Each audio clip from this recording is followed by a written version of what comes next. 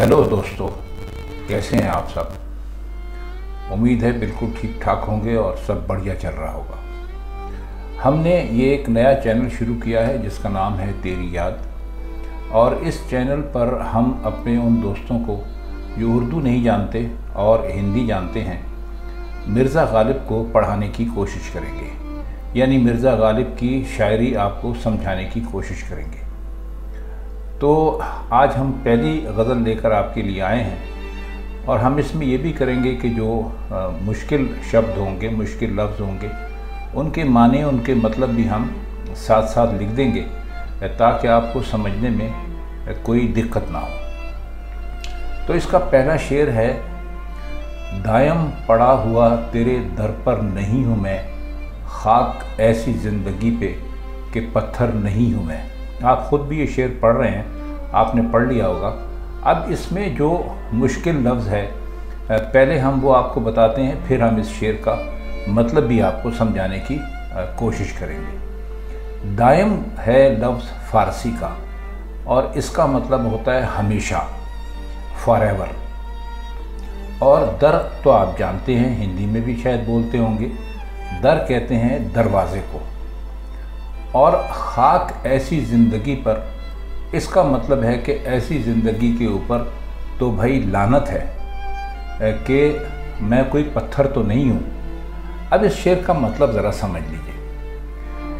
असल में वो अपनी जो उनकी महबूबा है उससे कह रहे हैं मिर्ज़ा गालिब कि दायम पड़ा हुआ तेरे दर पर नहीं हूँ मैं, यानी मैं हमेशा तेरे दर पर पड़ा हुआ नहीं हूँ। अब ये पत्थर का दर यानी दरवाज़े पर होना क्या मतलब रखता है। आपने अगर पुराने शहर देखे होंगे, बहुत पुराने शहर, तो आपने उनमें देखा होगा कि वो तंग तंग गलियां होती हैं और उन पर क्या होता है कि एक दोनों तरफ बैठने की जगह बना देते हैं। वो जगह जो होती है, असल में पहले ज़माने में वो जगह तो नहीं बनाते थे, उसकी जगह पत्थर रख देते थे और घरों को ज़रा ज़मीन से ऊंचा बनाया करते थे। भाई पुराने शहरों में आपको ये ज़रूर नज़र आ जाएगा। तो वो ऊंचा इसलिए बनाते थे कि बारिश का पानी वगैरह जो है या जो नालियाँ होती हैं वो लोगों को तंग ना करें और उनके घर के अंदर पानी जमा ना हो, अंदर ना जाए घर के अंदर। तो वो इसलिए वो वहाँ पर जो पत्थर होते थे, अपने आप को वो उससे मिसाल दे रहे हैं। वो कह रहे हैं कि भाई अब हम इतने भी गए गुज़रे नहीं हैं, इतने भी ज़लील नहीं हैं कि जैसे आपके घर के सामने पत्थर लगा हुआ है या उस पत्थर की तरह हम आपके घर के सामने पड़े रहें। तो कहते हैं कि ऐसी ज़िंदगी पर तो हम लानत भेजते हैं कि हम कोई पत्थर तो नहीं है कि आपके घर के सामने पड़े रहें और हमें किसी बात का ख्याल ही ना हो। हम इंसान हैं, तो इसलिए हमसे ऐसी कोई आप उम्मीद ना रखिए कि हम किसी पत्थर की तरह आपके घर के सामने पड़े रहेंगे। हम आशिक हैं, लेकिन हम अपने आप को इतना ज़्यादा ज़लील नहीं कर सकते। अच्छा, अब इस गज़ल का आप दूसरा शेर देखिए। क्यों गर्दिशे मुदाम से घबरा ना जाए दिल, इंसान हूँ प्याला ओ सागर नहीं हूँ मैं। अब इसके मुश्किल जो लफ्ज़ हैं उनका मतलब हम आपको बता देते हैं। गर्दिश कहते हैं घूमने को और मुदाम कहते हैं हमेशा को। गर्दिश मुदाम से घबरा ना जाए दिल, यानी वो कहते हैं कि हमारा जो दिल है वो एक हर तरफ घूमने फिरने से, हर तरफ चक्कर लगाने से घबरा ना जाए। इंसान हूँ प्याला ओ सागर नहीं हूँ मैं। अच्छा, अब इसका भी मतलब समझ लीजिए कि पुराने ज़माने में जब लोग एक जगह बैठ के, इकट्ठे बैठ के दारू वारू पीते थे, शराब पीते थे, तो उसमें जो शराब का प्याला होता था वो एक बड़ा प्याला होता था और वो प्याला जो है वो एक आदमी उसमें से घूंट लेता था, फिर वो अपने बराबर वाले को दे देता था, फिर वो भी एक घूंट लेता था, वो फिर अपने बराबर वाले को दे देता था। तो इस तरह वो जो प्याला था वो सारे लोगों में घूमता रहता था, यानी उस जगह जहाँ शराब पीते थे, महफिल कहते हैं ऐसी जगह को, शराबियों की महफिल, तो उसमें वो घूमता रहता था। तो वो ये कहते हैं कि भाई मैं तो हालात के जो चक्कर है उसमें ऐसे हो गया हूँ جیسے کہ شراب کا پیالہ محفل میں گھومتا ہے، یعنی آج کسی کے پاس ہوں، کل کسی کے پاس ہوں، پرسوں کسی کے پاس ہوں۔ تو وہ کہتے ہیں کہ میں انسان ہوں، میں پیالہ یا ساغر نہیں ہوں۔ پیالہ بھی آپ اسی معنوں میں کہہ سکتے ہیں، یعنی جس شراب پینے کا برتن ہو، اور ساغر بھی اسی کو کہتے ہیں۔ ساغر کا مطلب آپ نے بہت سنا ہوگا، ہندی فلموں کے گانوں میں بھی یہ کافی لفظ استعمال ہوتا ہے۔ تو وہ یہ کہتے ہیں کہ میں انسان ہوں، کوئی وہ پیالہ نہیں ہوں، ساغر نہیں ہوں کہ محفل میں ادھر ادھر جو گھومتا رہتا ہے اور خاموش رہتا ہے۔ ظاہر ہے کہ ساغر اور پیالہ بات نہیں کر سکتا، تو وہ کہتے ہیں مجھے انسان ہی سمجھیں اور اتنی زیادہ مجھے پریشانیاں نہ دیں کہ میں ہر وقت حالات کے اپنے چکر میں دنیا میں گھومتا ہی رہوں۔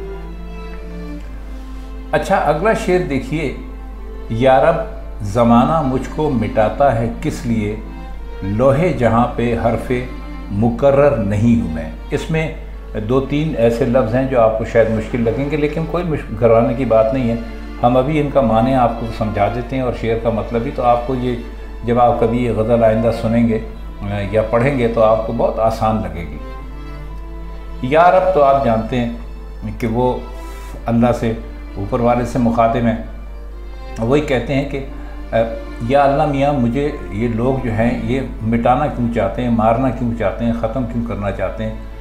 اب ذرا یہ جو اگلا اس کا حصہ ہے وہ ذرا آپ غور سے سنیے، لوہے جہاں پہ حرف مقرر نہیں ہوں میں۔ لوح کہتے ہیں اردو میں تختی کو، آپ نے دیکھا ہوگا، آپ سلیٹ سمجھ لیجئے جس پر بچے لکھتے ہیں۔ آج کل تو کمپیوٹر کا دور ہے، شاید نہ لکھتے ہوں، لیکن آج سے 10-20 سال پہلے تک بچے لکھتے تھے، سلیٹ سے لکھتے تھے، یا جو بلیک بورڈ ہوتا ہے اس کے اوپر چاک سے لکھتے ہیں۔ اور جب وہ کچھ غلط لکھ دیتے ہیں، مان لیجئے ایک لفظ انہوں نے 2 دفعہ لکھ دیا، تو جو 2 دفعہ لکھا جائے اس کو کہتے ہیں مقرر۔ مقرر کا مطلب ہے دوبارہ لکھنا، اور حرف مقرر کا مطلب ہے کوئی ایسا شبد، کوئی ایسا لفظ جو 2 دفعہ لکھا جائے۔ تو مان لیجئے آپ کوئی چیز لکھ رہے ہیں اور لکھتے لکھتے آپ سے کوئی چیز جو ہے وہ 2 دفعہ لکھی گئی، حالانکہ 1 دفعہ لکھنا کی ضرورت تھی، جب دوسری دفعہ بھی آپ سے لکھی گئی تو آپ کیا کریں گے؟ یہ تو مطلب ہے یہ طے بات ہے کہ آپ جو ہے وہ دوسری والی کو مٹا دیں گے۔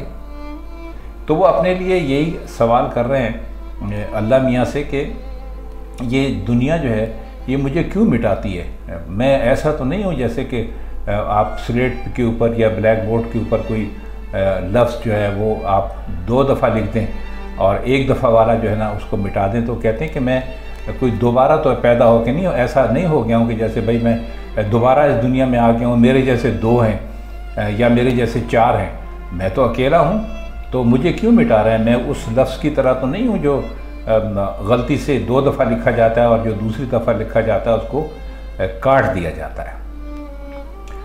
اگلا شعر دیکھیے، حد چاہیے سزا میں عقوبت کے واسطے، آخر گناہ گار ہوں کافر نہیں ہوں میں۔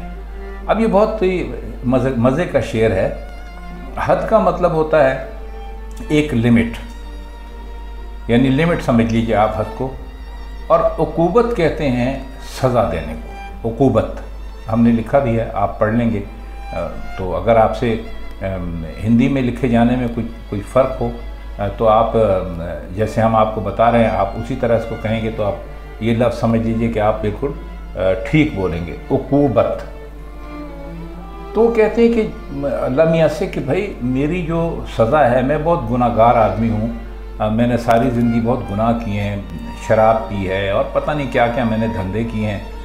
تو وہ کہتے ہیں کہ ٹھیک ہے، اب میں مر گیا ہوں اور میں اب آپ کے پاس آ گیا ہوں، اللہ میاں سے کہہ رہے ہیں۔ تو وہ کہتے ہیں کہ ٹھیک ہے، میں گناہ گار ہوں، مجھ سے غلطیاں ہوئی ہیں، میں کافر نہیں ہوں۔ اب کافر کے لیے یعنی یہ مسلمانوں میں ہے کہ وہی کہتے ہیں کہ مسلمانوں کے علاوہ باقی سب لوگ جو ہے وہ جنم میں جائیں گے، جنت میں نہیں جائیں گے، یعنی سورگ میں نہیں جائیں گے، نرک میں جائیں گے۔ یہ ان کا اپنا عقیدہ اور ان کا اپنا خیال ہے، اس پر تو ہم بات نہیں کر سکتے، اب کرنی بھی نہیں چاہیے۔ ہم کسی کے جو فیتھ ہے اس کو تو ہم یہاں پر ڈسکس نہیں کر رہے ہیں، ہم تو غالب کی شاعری کی بات کر رہے ہیں۔ تو وہ یہ کہتے ہیں اللہ میاں سے کہ دیکھیے ہم نے جتنے گناہ کیے تھے اس میں آپ کوئی ہمارا خیال کیجئے، بس ٹھیک ہے آپ نے ہمیں اتنے گناہوں کی سزا دینی تھی دے دیجئے، بس اس لمٹ کے اندر ہی ہمیں گناہوں کی سزا ملنی چاہیے۔